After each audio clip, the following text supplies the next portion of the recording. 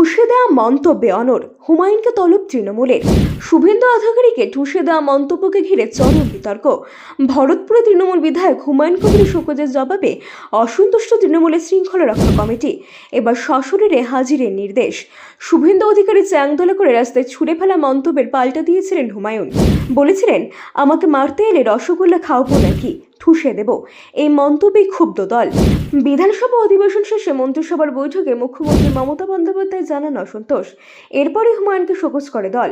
তবে জবাবে অনড় থাকেন তিনি। ব্যুরো রিপোর্ট আর বঙ্গ সংবাদ। Genius educare academy. শিশুর ভবিষ্যৎ গড়ার প্রথম ধাপই হলো সঠিক শিক্ষা, আর সেই শিক্ষার প্রতিক্রিয়া জিনিয়াস এডুকেয়ার একাডেমি।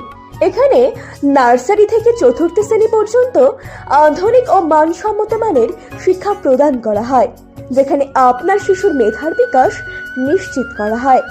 অভিজ্ঞ ও যত্নশীল শিক্ষকদের মাধ্যমে আমরা নিশ্চিত করছি সেরা পাঠদান। এছাড়াও সুবিধাজনক যানবাহন ব্যবস্থার মাধ্যমে আমরা নিশ্চিত করি নিরাপদ ও স্বাচ্ছন্দ্যময় যাত্রা। পড়াশোনার পাশাপাশি রয়েছে খেলাধুলো ও সহশিক্ষা কার্যক্রম, যা শিশুর সার্বিক, মানসিক ও শারীরিক বিকাশে সাহায্য করে।